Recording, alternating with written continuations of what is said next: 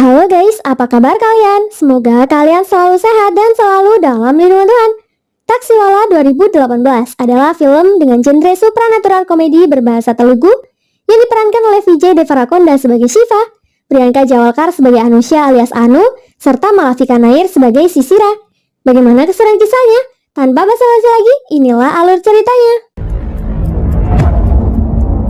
Adegan berawal di rumah Murti, seorang dealer mobil yang kala itu sedang diejek istrinya karena hendak menjual mobil butut. Murti lalu meminta tolong istrinya agar mengambilkannya sebuah berkas yang tertinggal di dalam mobil. Dia melihat sesuatu yang goib di dalam mobil itu dan berteriak ketakutan, membuat Murti kebingungan. Kali ini adalah Shiva, pria yang baru lulus sarjana dan lagi bingung nyari pekerjaan yang bagus. Shiva minta rekomendasi pekerjaan pada sahabatnya, Babai, si pemilik bengkel mobil, dan Hollywood, asisten Babai, tapi sepertinya tak ada yang cocok untuk Shiva. Paginya Shiva tak sengaja melihat baliho yang menawarkan pekerjaan sebagai taksi dengan gaji minimum 1 lak. Shiva sangat tergiur, tapi Babai memperingatinya untuk membeli mobil dulu sebelum mendaftar. Dia tak punya banyak uang, sehingga dia datang ke rumah kakaknya untuk meminjam uang.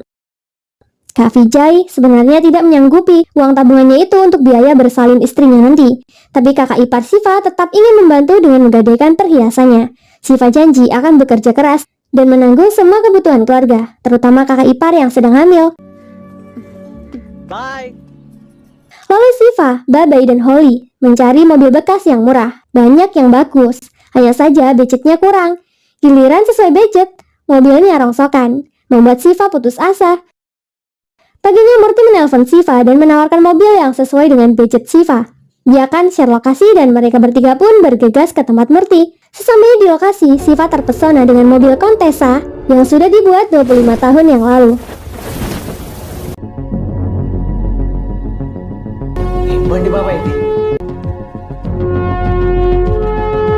Tapi Babai tidak suka mobil itu dan menawar dengan harga yang sangat rendah. Tak pikir panjang, Murti langsung setuju. Babai jadi curiga, dia ingin bertemu langsung dengan pemiliknya. Lalu Babai dan Shiva pergi ke rumah pemilik mobil yang bernama Raghuram dan menyelesaikan transaksi jual belinya. Raghuram sangat jutek dan seram, tidak ramah, pokoknya bintang 1.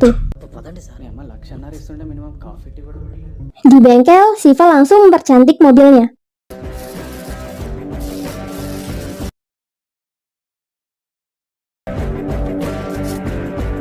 Melebeli mobilnya dengan tulisan restu kakak ipar. Dia membuang benda asing dan ingin melepas boneka di dashboard, tapi tidak bisa. Ini pantar wajib tak? Paginya mobil Shiva sudah ganteng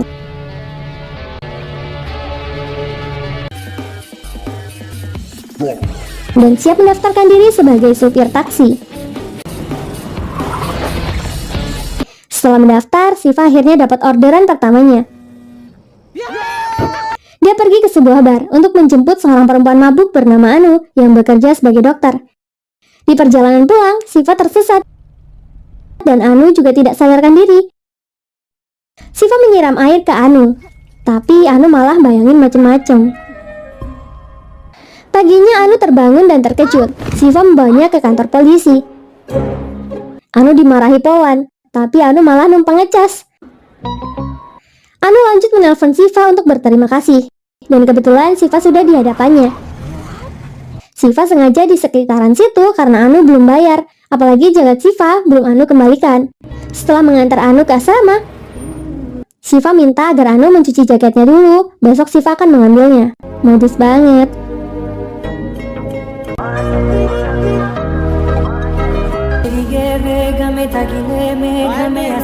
Shiva lanjut bekerja sebagai supir taksi. Dia bertemu lagi dengan Anu untuk mengambil jaketnya, tapi jaket itu sengaja dikotori supaya mereka mempunyai alasan untuk bertemu lagi. Sampai akhirnya Shiva memperkenalkan Anu kepada Babai dan Holly. Anu dan Shiva semakin dekat sampai mereka menjadi sepasang kekasih. Hidupnya menjadi sangat baik setelah dia menjadi supir taksi. Bahkan gaji minggu pertamanya sangat cukup untuk membayar tagihan rumah sakit kakak iparnya.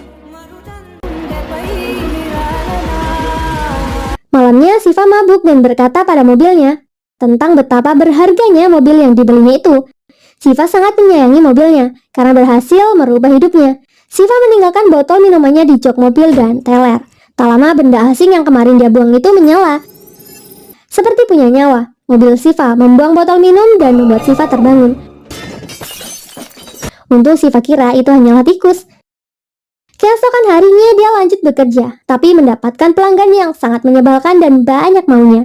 Mobil Siva kesal dan memperlihatkan siluet wajah untuk menakut-nakutinya. Teriakan histerisnya membuat Siva berhenti mendadak dan terserempet motor. Malamnya dia mengantar Anu pulang dan mengeluh tentang harinya yang buruk. Anu menghiburnya dan memancing Mr. P, Siva. Godaan Anu ini sangat nanggung dan pergi begitu saja. Anu tak menutup pintu belakang dengan benar.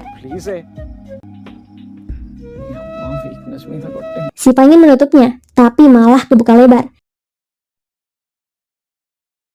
Tiba-tiba saja, pintu mobilnya tertutup kencang dengan sendirinya, membuat Siva kaget dan keluar dari mobil.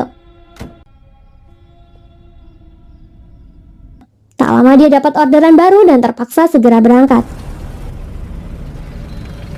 Siva harus menunggu 30 menit sebelum pelanggannya turun. Di situ dia mengalami kejanggalan lainnya.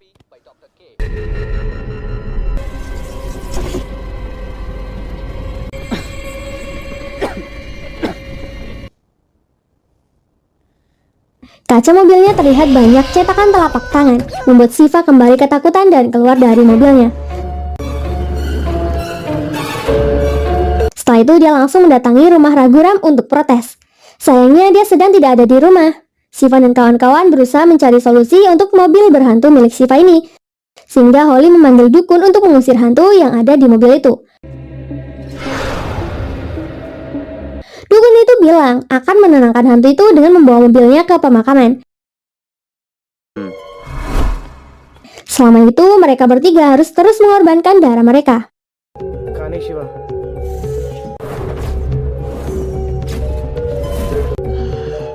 1 jam berlalu, tapi dukun itu tak kunjung kembali. Artinya dukun itu bohong. Dia telah mencuri mobil Siva. Babai mau marah, tapi Siva bilang itu keberuntungan karena mereka akan mendapatkan uang kembali dari pihak asuransi jika mobilnya hilang.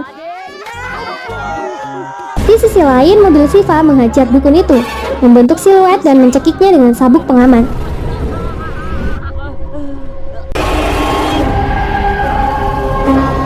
Lalu menyuruhnya mengembalikan ini mobil ke bengkel.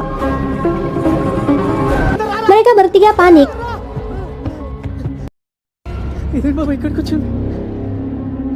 Namun tetap mendekati mobil. Mereka mendapati dukun abal-abal yang pingsan di dalam mobil. Saat dia dibangunkan, dia langsung lari ketakutan. Babai menyarankan Siva segera bertemu dengan pemilik mobil, tapi kakak Siva menelpon untuk mengingatkan janji Siva bahwa 3 hari lagi mereka harus membayar kontrol kandungan. Siva pun mengiyakannya. Paginya mau tak mau Siva harus bekerja untuk mendapatkan uang. Siva selalu parno dan merasa dihantui mobilnya, sehingga dia tak berani mengambil shift malam. Karena beberapa hari tak tidur nyenyak, di tengah menyetir, Siva tertidur. Mobilnya jadi tak terkendali dan hampir menabrak truk. Dengan sendirinya mobil Siva membanting setir dan menyelamatkan Siva dari kecelakaan yang bisa menewaskannya. Perasaan takut berubah menjadi syukur. Siva memberitahu itu kepada teman-temannya. Hantu mobilnya sangat baik. Dia kembali sendiri setelah dicuri. Dia menutup sendiri jendela dan pintu dan selalu menjaga kebersihan mobil. Dengan semangat, Siva kembali mengambil shift malam dan berusaha mengakrabkan diri dengan hantu di mobilnya. Bahkan dia berbicara sendiri di mobil seperti orang gila. Sampai-sampai Siva pun menolak bermesraan dengan Anu di mobilnya.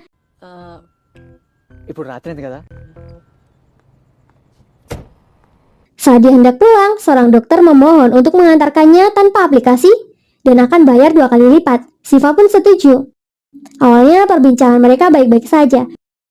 Namun tiba-tiba mobil Siva menyerang dokter tanpa ampun.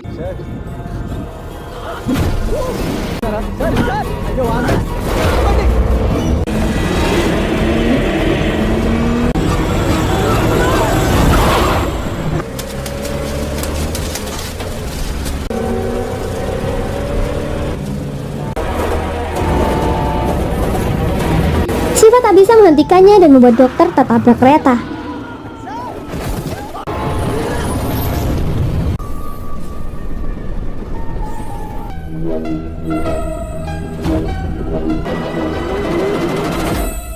Pulangnya, Siva mabuk dan muntah.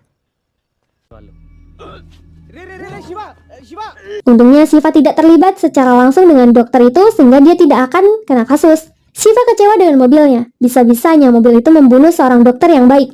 Dia tak tahu lagi harus gimana. Saking kesalnya, Siva melempar botol ke kaca mobilnya. Babai dan Holly berusaha menenangkannya. Siva akhirnya berencana menyerang Raghuram dan mengambil barang-barang berharganya sebagai balas dendam, karena dia juga membutuhkan uang. Mereka bertiga lalu menyusup ke rumah Raghuram. Di sana, Siva menemukan selembar brosur yang terdapat foto dokter yang terbunuh kemarin. Tiba-tiba Holly menjatuhkan vas dan terdengar teriakan seorang. Semuanya panik dan keluar.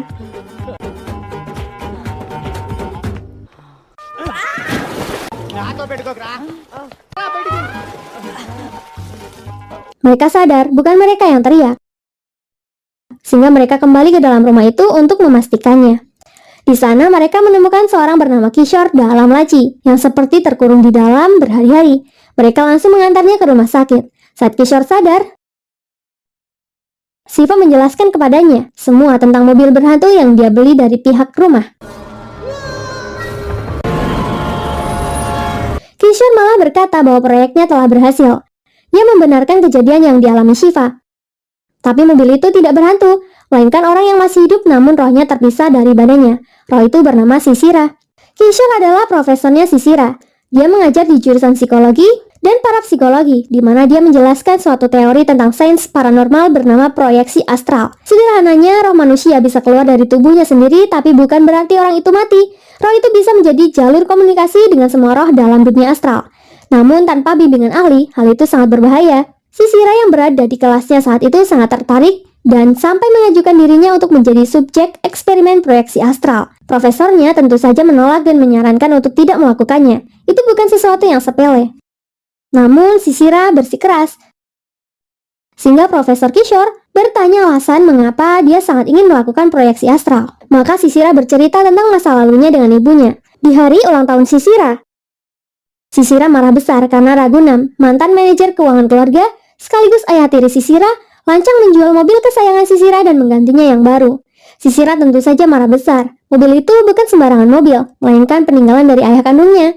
Setelah Sisira membawa mobilnya kembali, Sisira yang marah besar langsung melabrak Raghu dan berkata, "Tetaplah jadi manajer, jangan mimpi untuk jadi ayahku." Ibunya yang gak terima langsung mengatakan bahwa Raghu adalah ayah baru Sisira. Tapi Sisira semakin marah dan ibunya pun menamparnya. Raghu dan dokter yang kemarin ternyata bersekongkol menyuntikkan obat beracun kepada ibu Sisira dengan alasan obat darah tinggi. Sehingga saat ibu Sisira terbangun, dia sesak nafas. Dia terus meminta bantuan ke Sisira dengan menggedor pintu kamarnya. Namun karena Sisira masih marah, dia tak mau meladeni ibunya yang sedang dalam bahaya.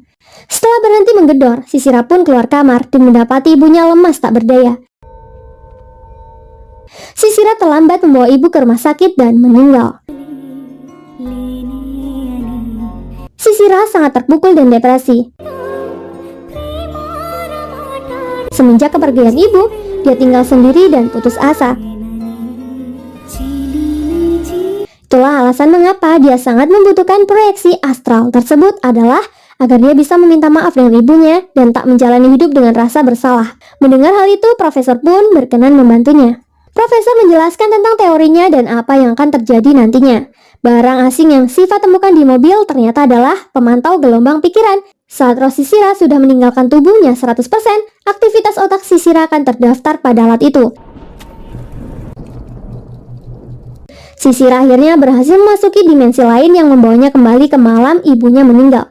Dia menemukan fakta bahwa ternyata Raghu dan dokternya lah yang membunuh ibunya.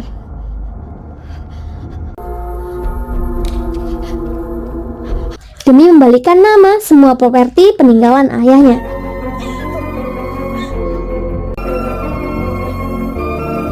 Namun saat dia sudah harus kembali, Raghu datang mengacau dan membawa mereka berdua keluar. Profesor kira mereka ingin ke rumah sakit untuk menyelamatkan Sisira. Namun di tengah jalan mereka berhenti dan menggebuki profesor di bawah hujan.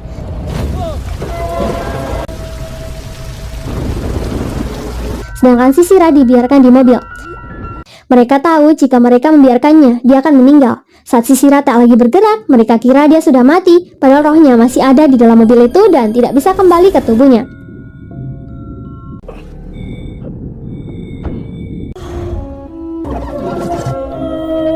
Profesor yang sudah babak belur dilempar ke gudang rumahnya dan jasad Sisira diserahkan kepada pihak rumah sakit.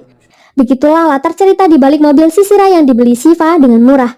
Selama ini roh Sisira itu hidup bersama Shiva di mobil. Jika ingin menyelamatkan Sisira, tubuh Sisira harus disatukan kembali dengan rohnya.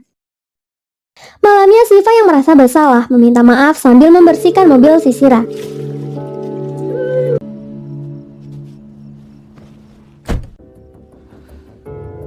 Shiva berjanji akan menyelamatkan Sisira dari kesulitan ini. Esoknya, Shiva dan kawan-kawan berusaha mengambil jasad Sisira. Susah banget sama Sisira ya. Esoknya, Shiva dan kawan-kawan berusaha mengambil jasad Sisira langsung ke dokternya. Namun tentu saja hal itu tidak berhasil, walaupun sudah dijelaskan sebagaimana adanya. Jadi, jalan satu-satunya adalah menyusup dan mencurinya. Di sisi lain, Ragu sudah pulang ke rumahnya dan melihat kondisi rumahnya yang berantakan. Dia menyadari profesor kabur dari gudang. Sehingga Ragu ingin memastikan bahwa jasad Sisira masih aman atau tidak. Malam harinya, Shiva dan kawan-kawan sampai di rumah sakit, tempat Sisira berada. Tapi terlihat oleh satpam baru yang baru saja patroli. Ternyata satpam baru yang dipekerjakan adalah dukun palsu yang mereka kenal. Dia terkejut melihat Holly dan berusaha untuk kabur. Akhirnya dia bekerja sama setelah diancam akan memasukkannya ke dalam mobil Shiva yang dia takuti. Mereka mulai mencari Sisira dan singkat cerita, mereka pun berhasil menemukan jasad Sisira.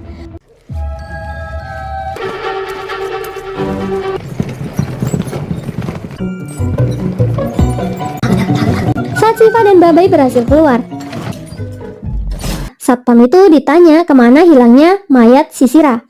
Dengan konyol dia bilang bahwa dia telah memakannya, sehingga satpam itu pun dipecat. Di sisi lain, kakak ipar Shiva sudah masuk HPL. Shiva mengirim Babai dan Anu ke sana untuk membantu, sementara dia membawa Sisira ke lab profesor. Ragu baru datang di parkiran dan ingin mengisi formulir untuk mengambil mayat Sisira. Dia termakan jebakan karena ingin mengambil bolpen di dalam mobil Shiva. Saat dia masuk, roh Sisira mencekiknya dengan sabuk pengaman. Dia berhasil keluar, namun hampir tewas tergencet lift.